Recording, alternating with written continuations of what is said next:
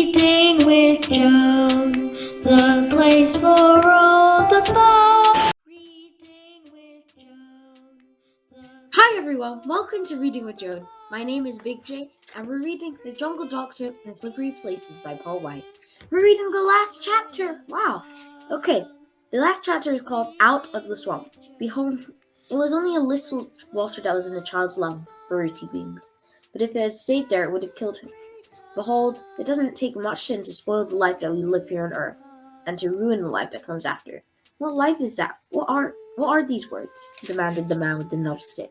It's the one that we shall live forever after we have no more use for our bodies, said Baruti. The words are these. It is only Jesus, the Son of God, who can give us this life, by taking sin from deep within us. While Baruti answered questions, and the crowd gradually dispersed, Jacobo stood shivering in the early morning sun. Take this, cried Mboga. He dragged his pullover and pulled it over Jacobo's head. Not big enough, Mboga, laughed Tembo, running to the Land Rover and bringing back the ground sheet. As they walked slowly back to the Land Rover, Jacobo spoke softly. It is good that the child lives again. Dr. Matama smiled. The thing for him is to remember is not to play on the edge of swamps. The old twinkle was back in Jacobo's eye. Juana, the matter is understood. I too have been many dangerous places and have slipped hard and often. It seemed to me only that my soul was sick to death and there was no hope. But as we worked on the boy, I asked Jesus to forgive me. And you believe he will do so, Jacobo? He has. Yes, he has. The doctor smiled at Jacobo. We're going to work at Katunda Hospital for 5 days, and there's nothing we'd like better than for you to come. You might care to lend a hand. We shall be more than busy. Jacobo was silent. The doctor pushed him into the Land Rover. Come on! The AC insists that you go before the court when we return to Mabway. Jacobo nodded. But even in jail there will be opportunities. When they reached the hospital, Jacobo borrowed his shirt and shorts, but he was ill at ease as the others walked to the operating theatre. Daddy put a hand on his shoulder. I'd like you to assist me with this operation. As Jacobo walked across to scrub his hand, he caught a glimpse of the charm around his neck. He drew in his breath sharply. May I borrow scissors to cut this off? Daddy smiled and nodded. You can put it in the bucket with the other rubbish. Buona Daddy, Jacobo said. Do you think it is possible that later on there will still be work for me in the hospital? If you want to travel God's way with all your heart and use your knowledge and your skills to help other people to understand Him, yes, we want you, Jacobo. However, you would lose 5 years seniority. Jacobo hesitated. But what about the things I stole? You owe us 1,200 shillings, said Daddy slowly. A look of dismay came over Jacobo's face. I had that sum many times over, but it's all gone. How should I pay? His face grew longer. Also, I owe many people much money. I shall surely find myself in prison. There is little doubt about the prison part, agreed Daddy.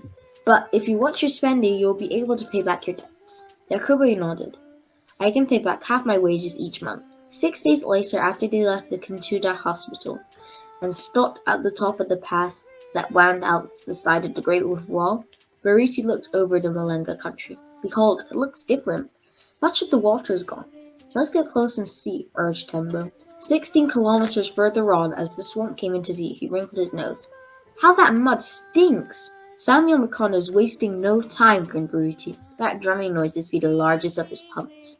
As they came closer, they saw Pili Pili pointing to the edge of the swamp. In less than a minute, they were all peering into a patch of churned up, sticky black mud. Pili Pili was very excited.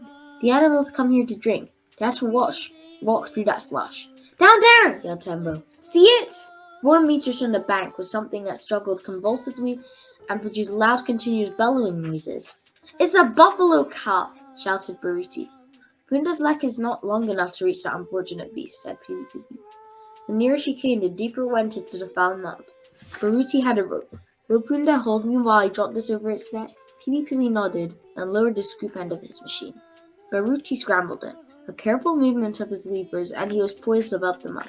Clutching with one hand and working the rope with the other, he succeeded in dropping a loop right over the mud-spattered head. Pili Pili was enjoying himself hugely. Baruti took no notice. He was pulling as hard as he dared. Slowly, more and more, the buffalo calf came into view. Abruptly, the bellowing ceased. Mud had covered its eyes and ears, was clogging its mouth. Another rope was looped behind the back legs, and soon Buffalo was on the bank, so caked in mud that he was completely unable to move. Baruti poured water into his mouth. This produced a couple of half-hearted bellows, and then the small buffalo lay panting on the ground. Poor little beast, said Baruti. We'll soon make things different for you. He and Tambo scraped the mud from his legs and beamed with satisfaction as it staggered to its feet. Without the slightest warning, it charged Dr. Dowdy. He tripped, slid, and fell on his back in the slime. Listen to me, Buffalo, said Baruti severely. That doesn't show much gratitude. We just saved your life. Daddy was on his feet again, his neat white clothing a mess. Pili had difficulty keeping his face straight, but Jacobo smiled at the doctor. Message understood.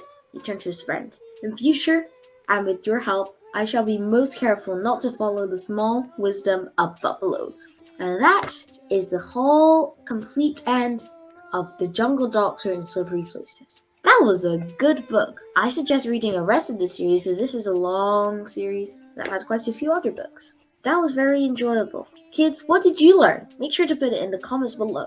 I learned that we shouldn't just keep things on Earth because when we die, there's no point because we won't have it anymore. So just be content what you have and don't try to steal to get what you want. I'll see you next time. Bye!